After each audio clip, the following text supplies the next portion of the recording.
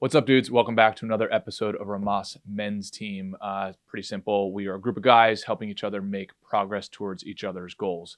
If you're new to the channel, awesome and welcome. If you want to help support the channel and join our pro team, head over to rhomasteam.com/pro, where you can contribute to us on a donation basis. We also give you access to exclusive content, mastermind groups, etc., etc. So anyway, hope you enjoy this episode, and we'll see you on the team.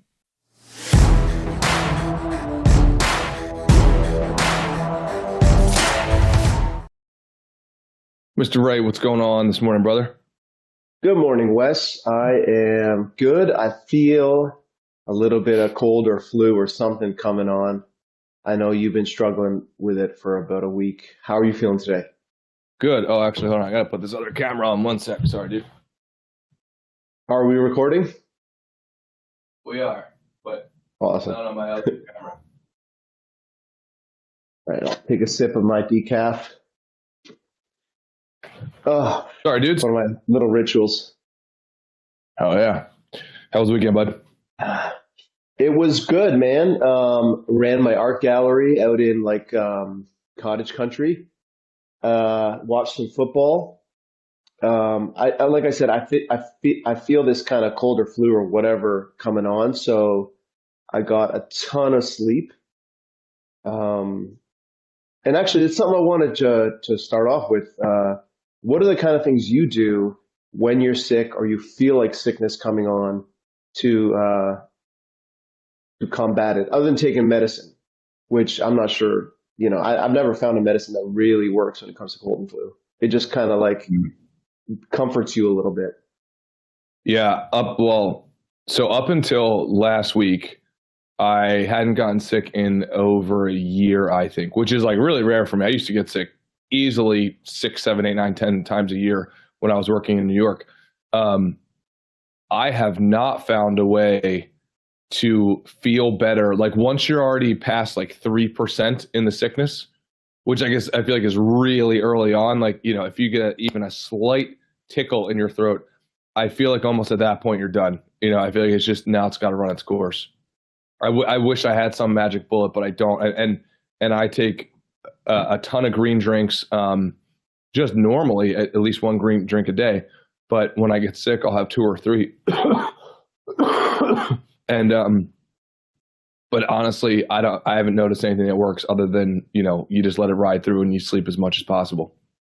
And follow up. How do you alter your typical schedule when you are sick so as not to prolong the agony?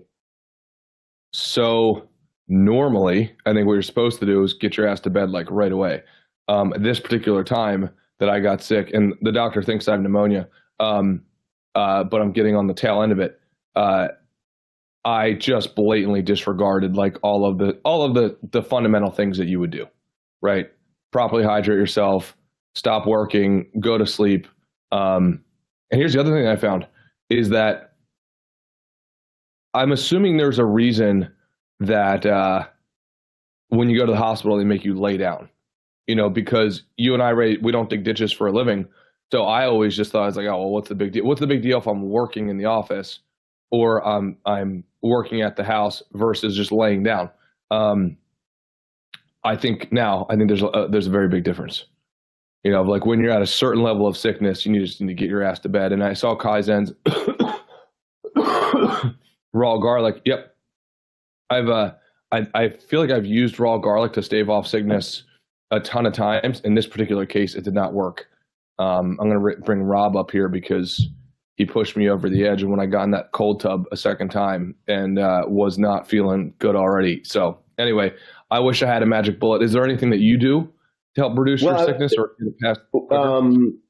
Yeah, a lot of rest, just don't push yourself to the limit. I know that in the past you have said when you felt sickness coming on and you continued your workout routine, you regretted it, thinking just like with the cold plunges, right? That in retrospect, maybe you shouldn't have pushed your body to the limit in the gym when you were sick.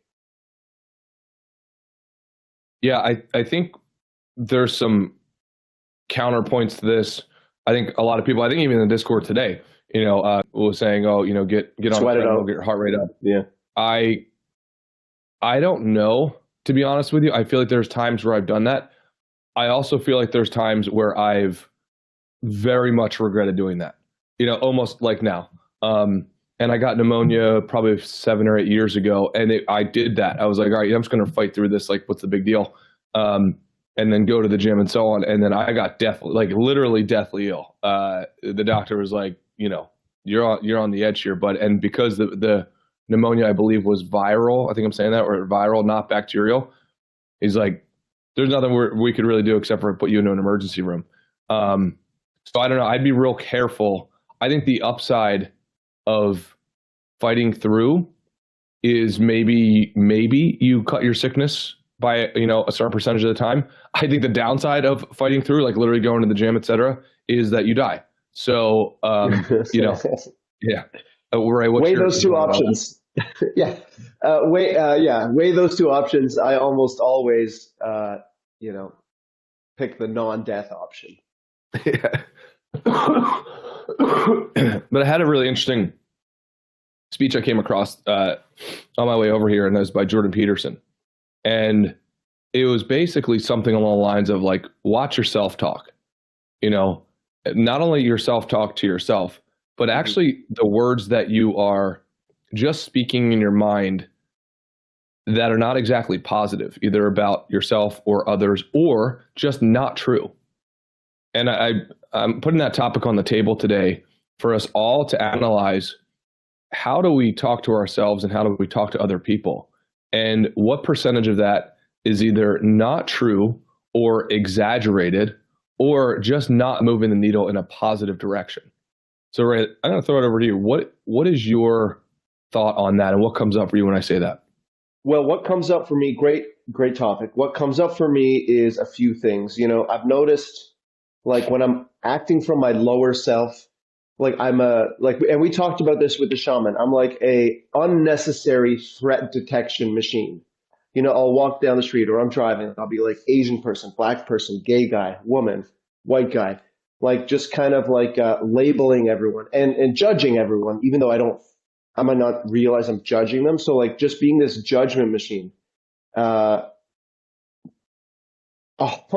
of those people are not a threat to me, right? But this, like when I'm acting from my lower self, from my lizard brain, without my, where I'm just like the caveman in an environment where everything is trying to eat me for lunch, right? That comes to mind.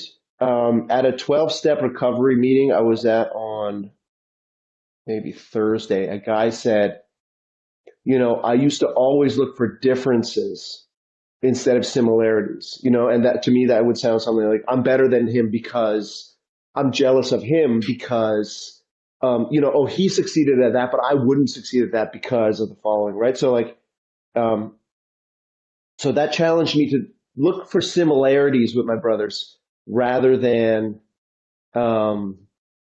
differences. And then at the homily at church on Sunday, it was a very similar message where it was like, if you see difference in the world, like you see a black guy or you see a white guy or you see a woman and you're a man, like don't like the message is like God made them that way. So no need to like analyze, categorize, judge.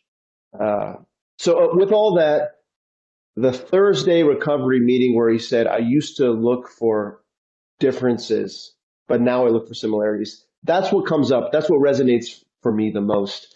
It's like, on your team, if you can find the commonalities that will enable you to work together with people rather than being hung up on the differences of work style that will prevent you from working as a team. That's a kind of like an application of that. Look for similarities, not differences mindset. Kaizen, what are your thoughts on Ray's comments, and what's your position on your own self-talk? That kind of is like the last part that he's touching on is your RAS, like focusing on what you're going to see more of. So you're in Python, it's reinforcement training, or like for AI, you're reinforcing that belief constantly, which is also like your neural pathway in your brain. So the more that you're like refocusing that, it's like a muscle, whatever that you're working on reinforcing, you're going to get more of. So if your self-talk to yourself is constantly saying shit like, I suck, I'm not good at this, or I'm scared, I'm shy, or like even something where people would say like, I'm bad at math. If you're constantly saying that, you're going to find all these reasons to reinforce that. Sometimes it might be actively, sometimes it's subconsciously, but all that kind of shit will add up and you're just building momentum. Versus if you like pay attention, you're like, maybe I'm not like perfect, but I'm working on making progress and I'm better than I was yesterday. And use that kind of to guide how your thoughts, actions, and behavior are in alignment. Because if one's off, then it's going to start like fucking up the machine. Yeah. Corey, let me throw the ball over to you. Your self-talk and any perspective on what the guys just said. I love what he just said in terms of kind of like reinforcement training. I really do believe like positivity, right, is really critical to any kind of self-talk. It I think, and also just understanding, what is realistic, what is in your control, what is not in your control, and just being completely honest with yourself. I think that's what helps me, especially like if I'm going for something a little bit bigger, that a couple of variables are outside of my control. You try to control what you can, and everything else can kind of happen simultaneously. And then in that context, also, speak positively to yourself, try to propel yourself to opening up and working harder and trusting the process, essentially. That's kind of what I like to do personally. Well, what do you say to somebody who says, well, if you're accurate with yourself and it's not positive, what is your response there? I'm 400 pounds is the reality. Do you focus on the trajectory or the ambition versus the reality? What does that look like? No, I think you need to be honest with yourself, and I think it takes a certain level of individual to say, okay, hey, in your example, Wes, hey, I am overweight, I am unhealthy right now. What are the steps within my control to help? Right, I can't lose 100 pounds tomorrow, but maybe I can, start with a few things in my diet. Maybe get rid of, excess sugar or something like that. You start small. It's an incremental process in order to build momentum or progression, right? You don't need to boil the ocean. And I think that's the difference between sometimes success and failure is thinking that there's a monumental task can be overwhelming and exhibit some kind of anxiety. If you focus on little tiny goals, little things to just fix here and there that are within your control, I think that end goal is way more feasible when you have a lot less to accomplish, right? And so start small, understand that there are going to be ebbs and flows. There's going to be times where you slip up and you have a candy bar or fast food or something like that. It's not the end of the world. Like you need to understand that you're human, you make mistakes. And, there are things that you can always fix. And I think just being realistic about it is really critical. Word. And Wes, like, just to riff off that awesome discussion from Corey, it's like, I know that you and Charlie Mungers and other have this mantra that it's our duty to be as rational as possible, right? And but that doesn't mean if you're 400 pounds, like, so we're not advocating that you say, oh, it's okay, I'm beautiful, big is beautiful, hashtag big is beautiful, right? What I would say is like there are healthy and unhealthy forms of self-talk in that situation. Like unhealthy. I am the same weight as a baby elephant, so I'm going to go to the zoo and eat out of a bucket because that's all I deserve. Unhealthy. Healthy. If I want to be around for my family, I need to make changes. I don't want to be this way anymore. What can I, like Corey said, what can I do? So both are like, so you can be positive and be optimistic, or like in a quote unquote negative situation, you can still observe your duty to be rational and not like just beat yourself up. And I was wondering, Kaizen, can you give me another like example of like healthy and unhealthy self-talk in a like DEFCON 4 situation, like you weigh 400 pounds? Actually, and then can I pause you for 1 second? Sorry. Mm-hmm. Just for all the new dudes on here, if anybody has a super pressing thing they want to bring up as a topic or come on board, shoot it in the chat and we'll bring you up. Sorry, Kaizen, so sorry, but go ahead. Hey dudes, sorry for the interruption here. Just wanted to let you know, if you want to join our pro team, go to romasteam.com/pro. You can help support the channel. You will also get access to exclusive content, masterminds, one-on-one sessions, etc. All right, back to the episode. Yeah, like a shout out when he was in the Discord. Kind of tying in what Ray is alluding to is every one of these things can be kind of summarized into like action. There's always an action that has to be done. It's not thinking. It's not like, okay, say you're 400 pounds. All right, if you're 400 pounds and you're just sitting there like, I'm 400 pounds, you're rubbing your nipples and not actually doing anything, but beating yourself off and, I'm wallowing in this negative emotion. Or you do. You know Ray so well. It's unbelievable. Which maybe it's just moving your arms around, like doing body weight exercises. There's like a dude on a bunch of the newer Tony Robbins talks that he's doing. I think he was on Theo Vaughn's podcast. He was talking about they had some big obese person that had just happened to watch one of their videos and they were inspired and started just in bed moving their arms, whereas before they weren't able to like even get out of bed. But it just progressively turned into this guy losing like a bunch of weight over time. But it's all action. It's not sitting there theorizing, okay, I'm 400 pounds. How do I become 180, 190? Like, no, you still have to actually fucking do something. Like, to Jordan Peterson's point, what percent of what all of you say is bullshit? He found out that 95% of what he was saying, he said, was dead wood.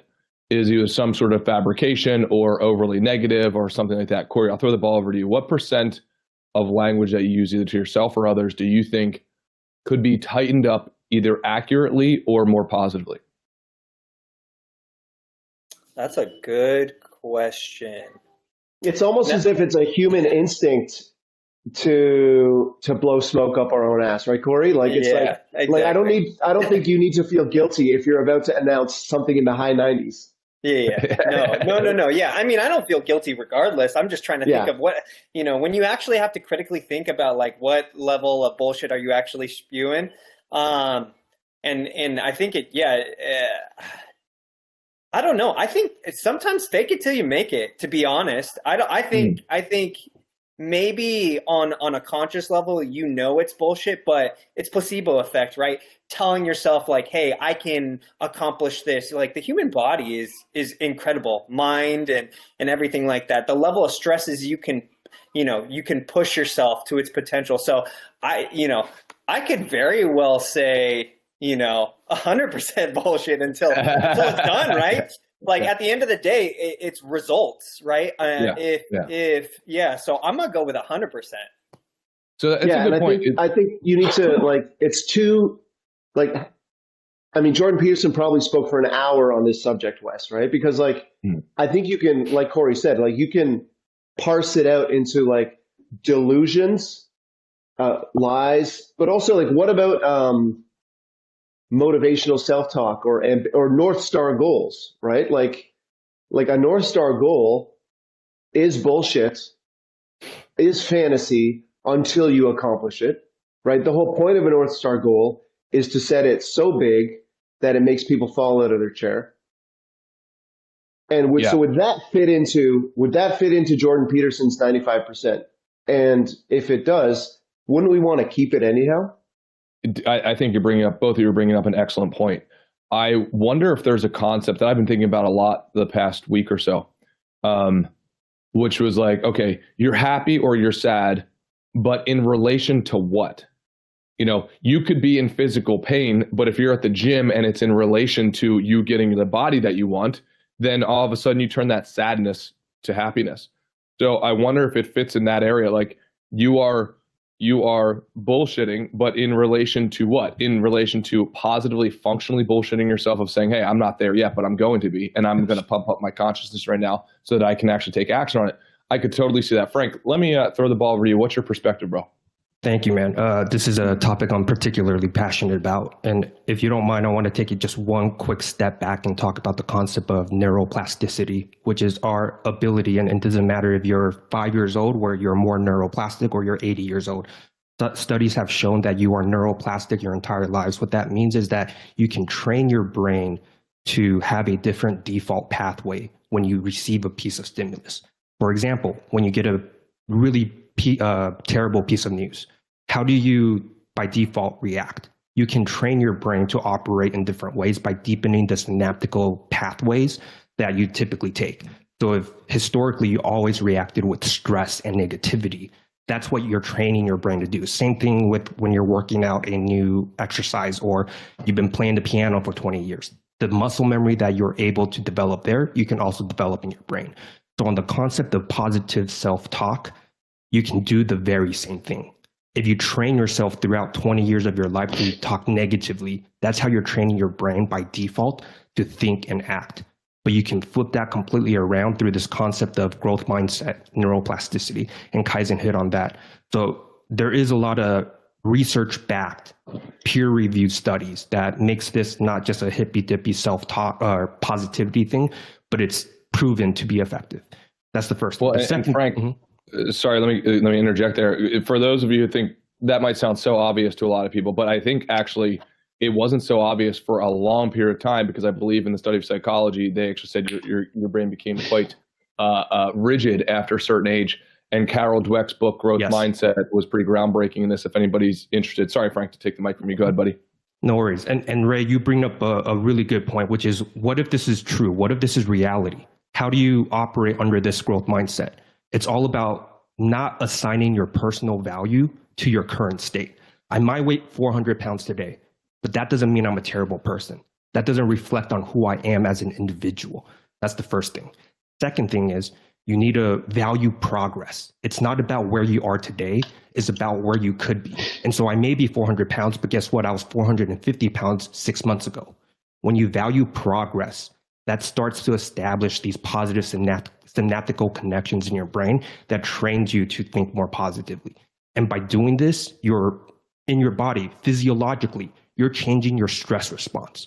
You're taking this concept of stress, which is negative, it's a cortisol response, and you're shifting it to eustress, which is a different hormonal response. When you feel excited to go to a friend's party, that's eustress. When you're nervous about going into a test you haven't studied for, that's normal stress. These are two different hormones working within your body, and how you think about stimulus and stress and change can directly impact how your body behaves and reacts. And there's studies that's been done on people who feel eustress versus stress. Their cognitive abilities are different. Their ability to focus and remember and recall are different. So this is a very, very real thing. And if this is a topic you're interested in, I really recommend you look into the concept of growth mindset. Yeah, outstanding.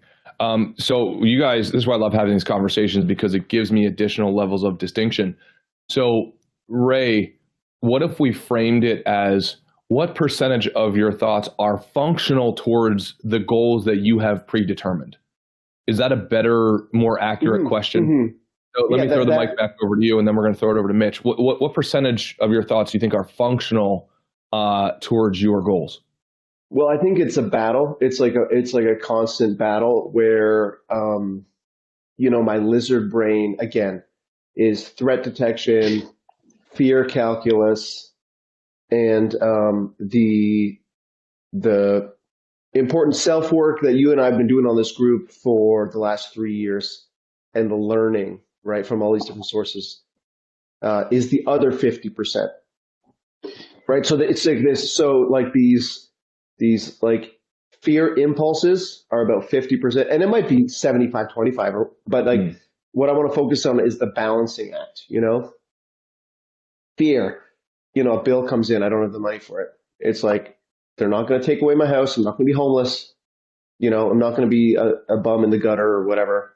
Like that's where my imagination goes, right? Like that kind of like waterfall of negative emotions. But that I have the training of like therapy and the work that we do on this group to hold myself accountable to my reality, which is like, hold on, let's think about the reality of the situation. God has brought me to this. God will bring me through this. I've never been homeless before, and this whatever's in this envelope is not likely to cause that. So it's that kind of like that battle, which I don't know what the percentage is, and I can imagine it's going to be a process for the rest of my life, where it's like a muscle I have to keep training. Yeah.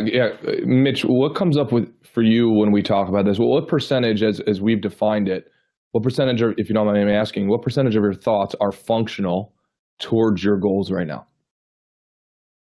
I would say not like a super high percentage. A lot of them are related to my day job. So I feel like I spend a lot of that time focused on those, right? And then I have a few others like fitness, right? And full honesty, I've been slacking on that lately. I'm trying to get back into the swing of that. I got sick in November and it just really threw me off. And then you know how that goes. So yeah, I would say not as much as it should be. Yeah, Corey, because I know you're always want to talk percentages. Well, number one, to Mitch's point of he got thrown off in November, which I can completely relate to, Mitch. Thrown off in November on his gym routine because he got sick. We're now into February.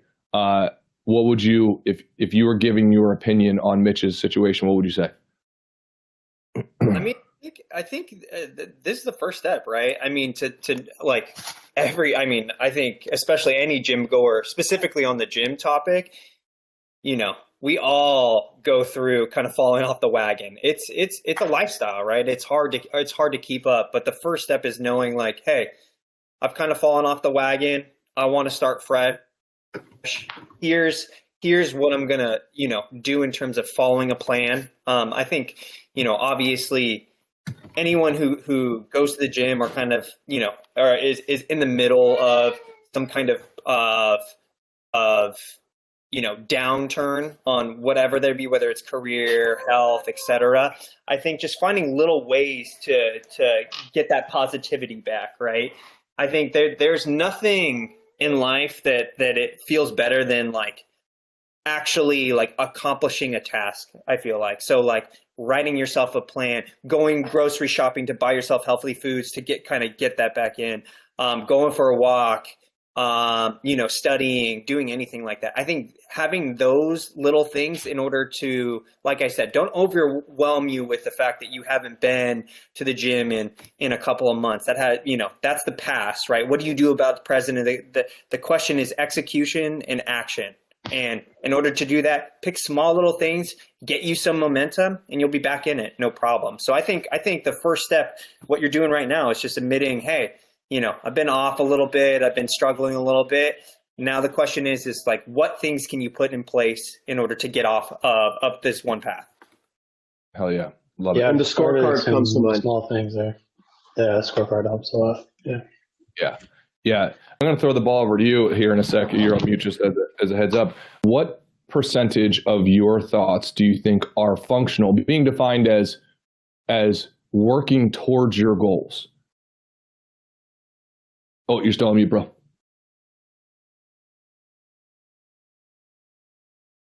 Yeah, I know. The Crowdcast app apparently gives a lot of people problems. You might have to refresh potentially. I'll try on my side. Yeah, I can't unmute you either. So you might have to refresh, bro.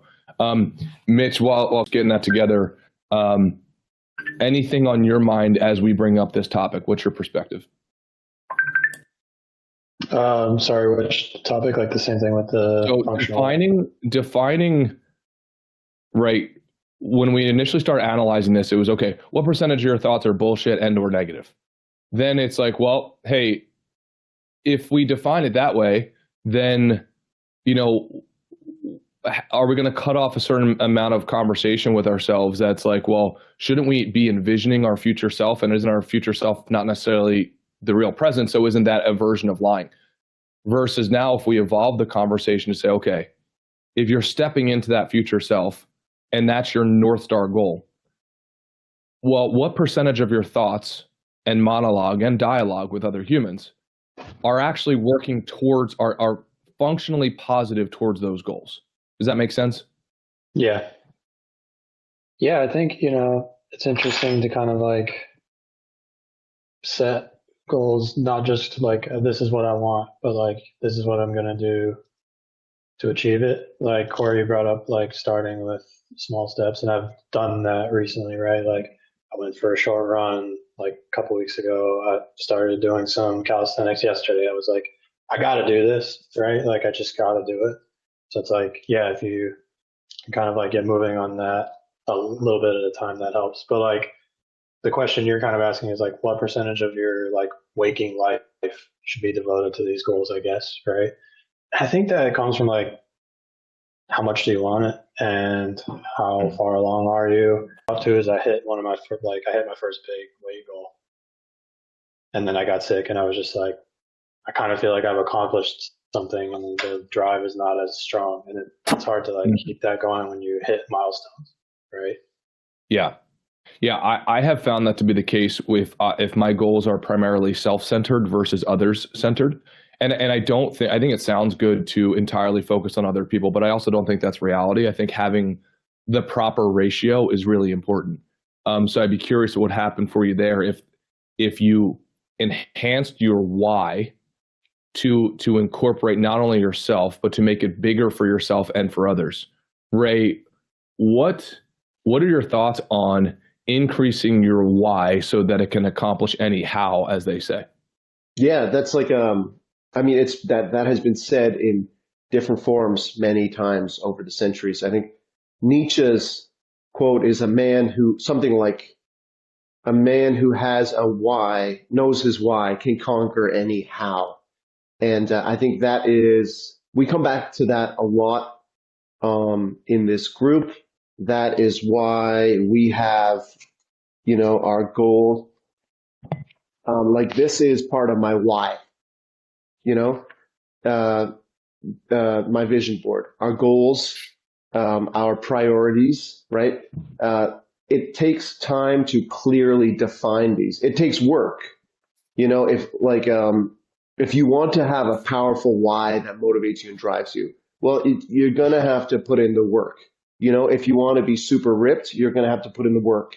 If you want to conquer the disease of addiction, you have to put in the work, right? So, that's what comes to mind for me. Like, it's with so many things, the way I come back to this lizard brain, and there's also a part of the way we're conditioned in society, like the way we're programmed to just sit and consume, unless we carve out our own kind of unless we carve out our own messaging where it's like that really inspires us, take the time to figure out your why. And Wes, maybe we could step up and dedicate more of these sessions to helping the lads figure out their why, their values. What is a why? What is a why, Wes? Yeah. A why is your and I don't know values, for anybody else. Yep. Right. And then from your values, I got a lot of that. From your values. Was Ray's internet chopped up for a lot of you guys? I got this. Is it just it might just be my internet. That was my best work, Wes. All right, cool. That was my best work, dude. I know it was. So Ray, from what I got, I completely agree with you. I wonder how much, like, just not understanding that concept, but understanding how profound that concept is. I mean, if you think about it, and I'm sure we could all relate to this. We've all probably been in a situation where we had a history of complete inaction, and then the girl breaks up with us, or we lose the job, or the girl rejects us, or we go to the party and our buddy's making 3 times as much money as we are, whatever the thing is. And the only thing that changed was the why. And on the other side of that why, now you're going to the gym 150,000 times more than you did in the past, or now you're working double as long.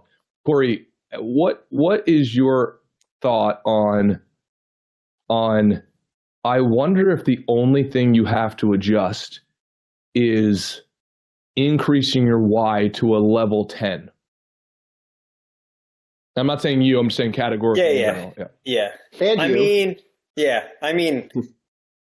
That's what I like to do. I feel like, Wes, we're very similar in that way. There's nothing that gets me more motivated than envy, I think, for good or for bad. But it's something that, that's my pattern, and it's been my pattern since I knew what to do with it. And I find it effective is seeing something that someone has.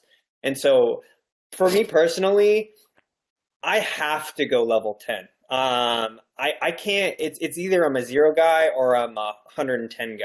I've always been that way. And so, for good or for bad, that's why I've tried to kind of change that pattern, that framework a little bit, and maybe focus on maybe little things, because I for sure, I'm very, very similar to the rest of you guys in terms of, you get down on yourself, you wanted to accomplish a little bit more. It's not coming as quickly as you'd hope it is.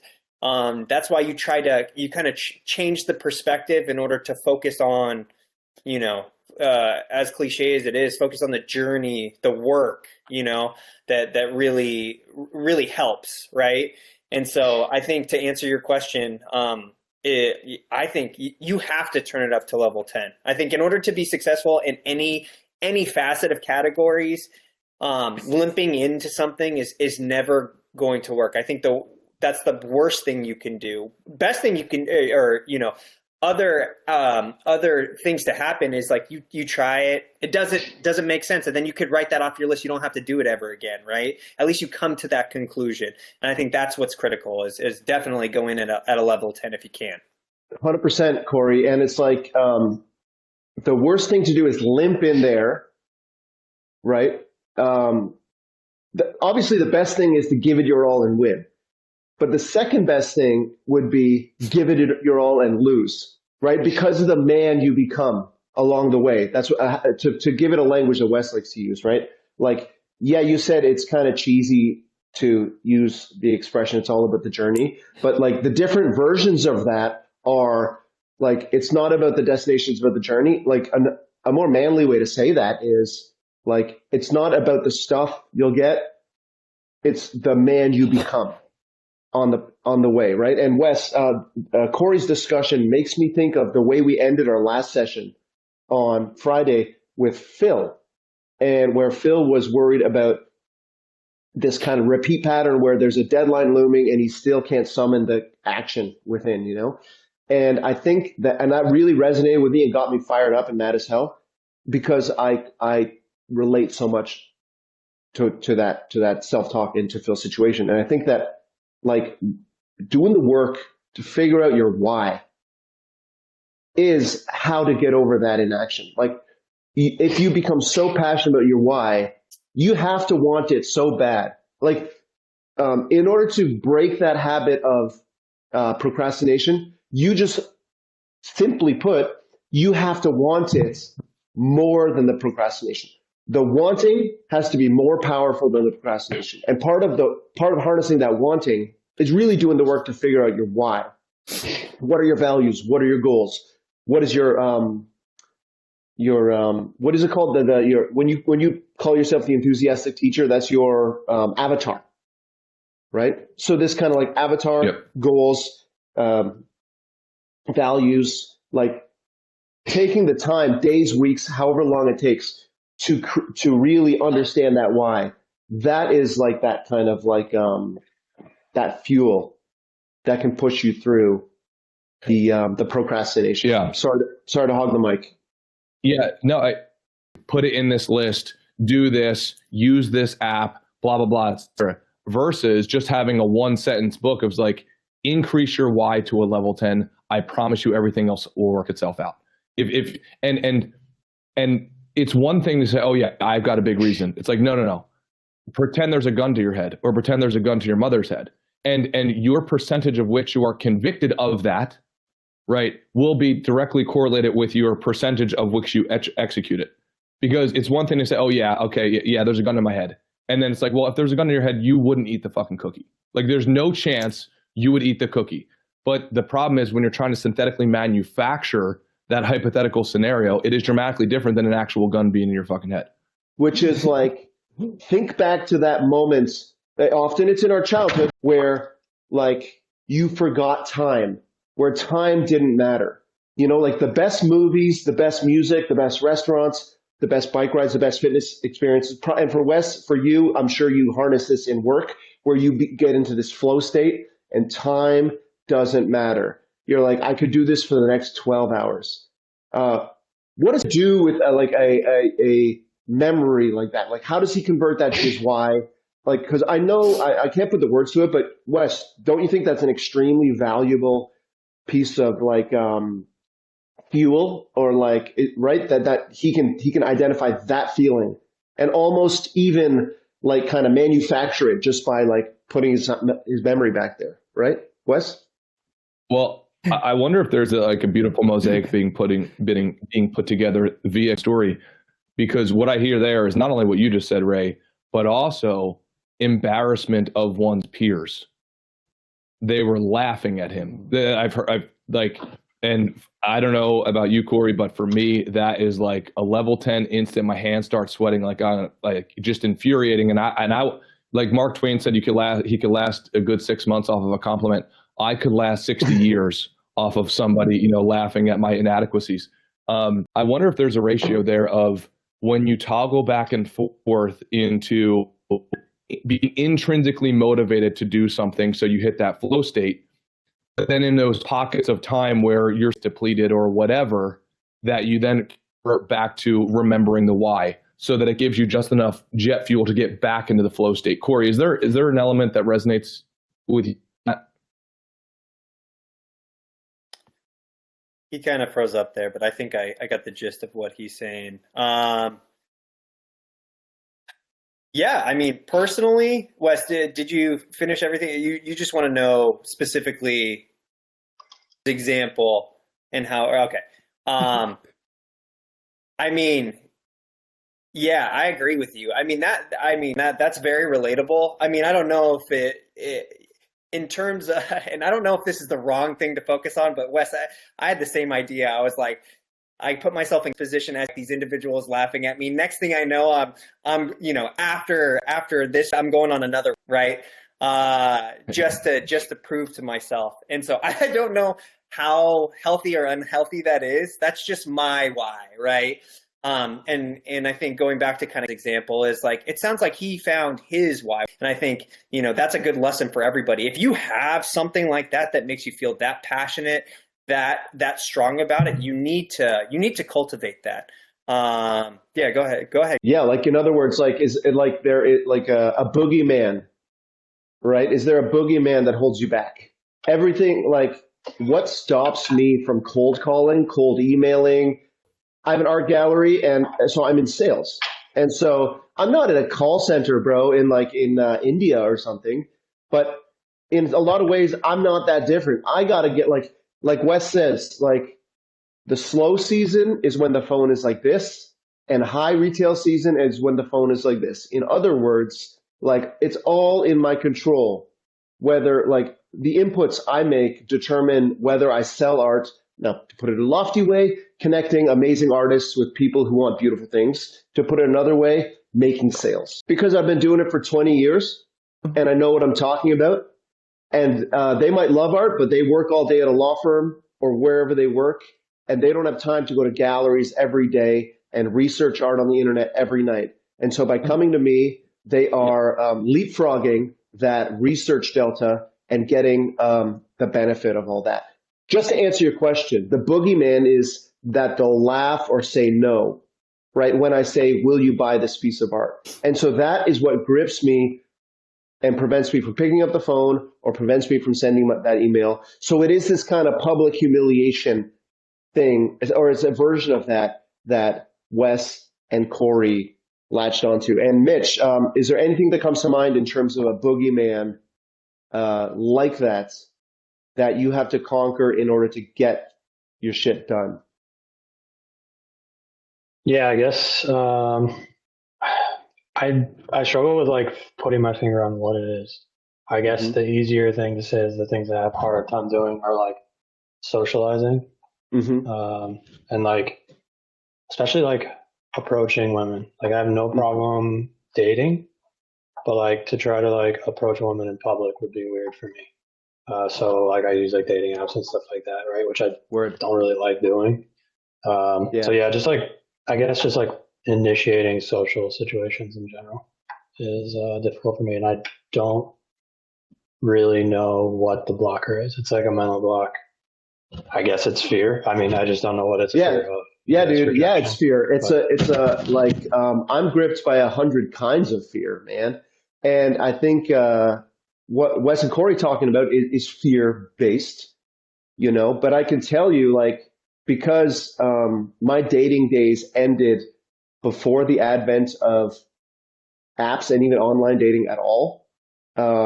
There's no there's no emotional roller coaster like going up to a chick at a bar or that kind of like that approaching a woman, you know, like you said, as compared to an app. There's no emotional roller coaster like it. Yeah, it's heart attack inducing. It's awesome. Hey, Ray, you mentioned something that I want to expand on a little bit, which is Mhm. when you're cold calling, I think a lot of people can relate to this fear of picking up the phone, calling a complete stranger and asking for their time and trying to sell them something. Mm-hmm. If that's your mentality when you make the call, makes Yeah. complete sense. And then you Mhm. started to talk about your why. Yeah. You stopped focusing on the what you have to do and the how you have to do it, but you started focusing on the why. I have a portfolio of really talented artists. I have a list of potential clients, and I feel passionate about creating that connection that brings value to both of these parties. And when you take it to a higher level on what you have to do, especially when there's fear involved, do you then feel that it's a lot easier to pick up that phone and make the cold call because you're not focused on, am I going to be articulate? Are they going to think I'm wasting their time and I'm just soliciting? Or are you focused on, I'm doing this for a higher purpose and therefore my fear is a little bit more dismissed in my mind? Dude, you nailed it. And like, I'm writing down what you said, fast and furious, because it's absolutely right. You know, like, I love what I do. I choose to do this job. You know, I'm blessed enough to choose the job that I want to do and do it. And I'm I'm not just trying to sell somebody something. I'm creating value, and again, letting them leapfrog the process and let me do it for them. So yeah, and when I put it in those terms, um, yeah, I don't feel like a vampire or a leech or a burden at all. So thank you for that. Thanks for another awesome contribution, Frank. Yeah, and Mitch, Frank is spot on. I mean, across the board, whether it's talking to women, whether it's a cold call sales, like at the end of the day, like you got a lot to offer, man. You need to think like, hey, anybody would be lucky to have me. And as you approach, you know, when you have that self-worth, as you approach women, they know that confidence, they can see that confidence. And what's the worst thing that could possibly happen? You guys go your separate ways. On to the next one, right? I think, you know, putting a little less pressure on yourself, you know, it doesn't, you're just getting to know a new individual that you've never met before. And you think of it like that, you think about, you know, what you have to offer.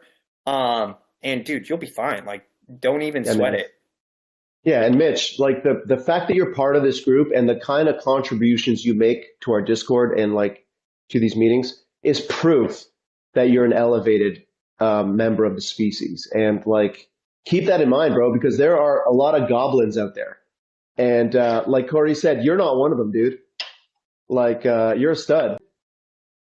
Don't feel like you need to use this group as a kind of like a hidden charm or amulet. Like, feel like talk about this group. Talk about like our success goals with these women. Talk about like how we're focused on growing up and men acting like men. I'm telling you, man, it's not going to be a turnoff. It's going to be the opposite. What do you think, Wes? Well, I wonder if it would be a really useful session to really operationalize this stuff, because I can relate to Mitch in a lot of ways I don't know Mitch very well. He and I actually talked a couple of days ago, but he's been on this team for quite some time. And I think he and I have the analytical disease probably down to our core. And I think Corey does as well.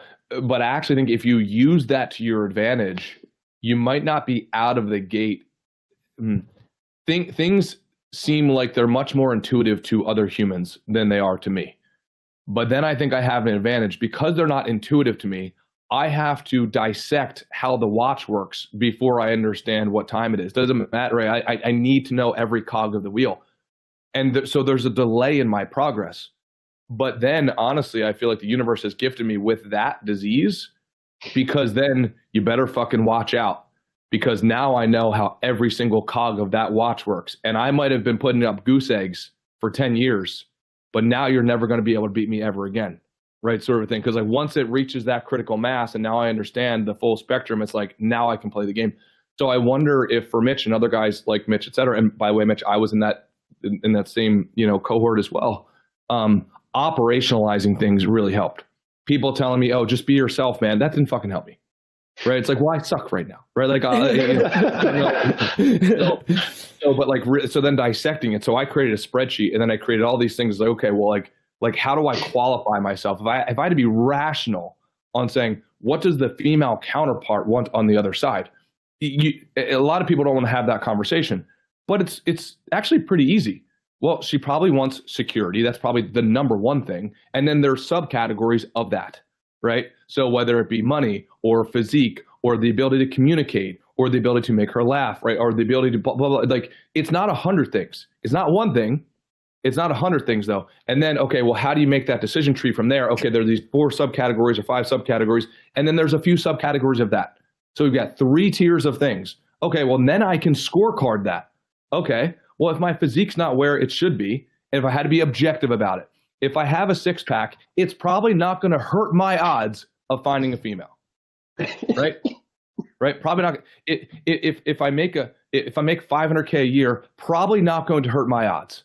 Right? If I have proper hygiene, probably not going to hurt my odds. So we have to be careful on how much we say, oh, just be yourself, man. Well, what if you fucking suck? Right? Relative to the market. And this is why I like finance. It's like the market is the market, but let the market be your teacher as well. Brief him on the holistic definition of success.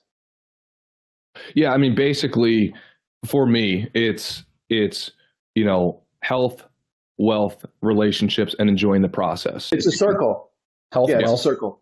Enter that continuum at different times. Like me, like naturally handsome and an absolute a lady killer, right? Dude, it's objectively factual. I've killed women.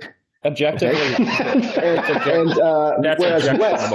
Whereas Wes is Wes slays it on the career side, but maybe not in terms of developing a family yet. So just hypothetically, what we're talking about is like a holistic definition of success. Out there in the manosphere, I can pick up ideas from Joe Rogan and pick up ideas from David Goggins and pick up ideas even from Andrew Tate. Like in isolation, he probably has some things that would improve my performance. But a lot of those guys, it's not as attractive to me as Wes's holistic definition of success. You see Instagram ads where a guy rolls off a private jet with a big watch and the dress shirt is untucked under the blazer, a look that I hate. And they're just saying invest in crypto or affiliate marketing and you'll get super rich. That is not to me a holistic definition of success. So Wes, can you explain how you went deep on the other 3 categories and neglected the 4th and what was the outcome? Yeah, well, Ray and others have taught me this for basically my whole life, and then we'll go round robin and get everybody's final thoughts to get our butts out of here. But probably Corey has this same problem, which was and this is not a humble brag, I slept on the floor literally for 7 years because I felt like having a bed didn't matter. And it was your brain can go to that level of delusion of almost where it's self-sacrificing is part of the narrative. But then when I added a bed, I enjoyed life a lot more. And then when I added music, I feel like I discovered music like 7 years ago. When I added music, I was like, oh, like it makes my day better. And oh, if I can learn about art, or oh, if I can make my room look a little better, now I can make my own place look a little better, and so on. So I've gotten really big into interior design, etc. I mean, Corey's seen my little thing that I put on my island, with some eucalyptus and so on. So I think there's this element of like, what's it all for if you're not going to enjoy it, and then enhancing it to well, what if you made others enjoy it, dude? Or what if you helped others enjoy it? My final thought here, and we'll go around here, is when I added dance to my life, it almost got to the point of like, I don't know if I need anything else. Like it feels so good to feel good that maybe I've been running for decades into these battlefields to feel good when I'm just missing things in front of me that can make me feel good almost instantaneously and are healthy in perpetuity. Corey, let me throw it over to you because I feel like you can relate. What are your final words of wisdom here, my friend? Yeah, I mean, I think it's just experiences. I think like that's what it's about, right? And I think you coming to the conclusion that dance, I think that you've built characteristics in your personality over the course of your time here on Earth in order to, help with certain aspects of your life. And then one came in completely off the radar that's kind of helped you with utility. I think that's a part of the process. That's one of your pillars, right? And so I think just opening yourself up to potential opportunities like that, you don't have to be defined by one individual thing, whether it's wealth or, whatever, right? I think just allowing yourself to live as much as you can while you have the time is critical. And I agree with you 100%, Wes. Like sometimes I got wrapped up in the story of, tried to be, built it all myself. But that doesn't necessarily give you the utility. It's not about the story. It's about the actual process of action and execution and having an idea and taking it to completion, right? I think that's what gives you purpose. And so, that's kind of my 2 cents on the subject.